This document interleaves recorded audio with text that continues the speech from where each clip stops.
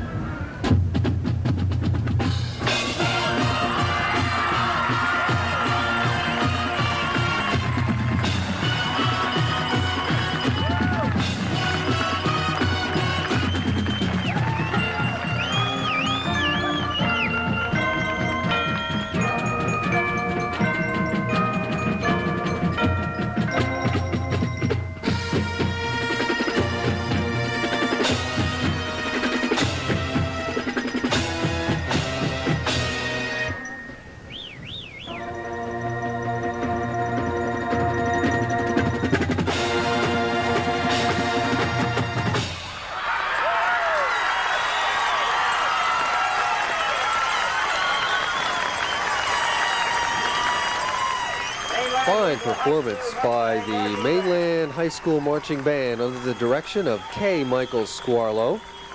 And I think that was the most impressive performance to date, Dick. That was very exciting. Mainland does an outstanding job, and they never fail to get the crowd behind them. Maybe you can give us some more information about some of the members of the band, in particular maybe the drum section, because I really enjoyed the way they played each other's drums on that one piece. They're very showy, but they're also very, very good drumline. Yeah, matter of fact, the drum instructor, the chief instructor for them, Pete Castellano, this year was the #1 snare drummer in DCI. He had a score of 99.5 out of 100, and that is the top score ever given to a snare drummer. There's the director right there. Yeah, that's Mike Squarlow. Of course, DCI is Drum Corps International, for those who might not be familiar with it. And let's mention some of the other names of the folks involved in the Mainland Band. Sure, Phil. Let's go on down with the student leaders. We had the drum captain was Karen Norton, rifle lieutenant Heather Crowley, drum major Terry Jones, I mentioned her earlier. The flag lieutenants are Jennifer Devine and Cheryl Chevalet. The front captain is Lisa Didotto.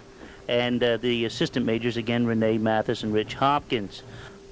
We'll be back to Cape May Courthouse with the next band in competition, the Pennsville Eagles, right after these messages. As for what everyone's waiting for, I'm sure, is the award ceremonies. And do they do this everywhere, where all the bands come onto the field and get their trophies? No, Phil. This is called a... Now the first place award. In first place in Group 3 with a score of 80.55, the Mainland Mustang Band. That's a big score. Wow, 8-0.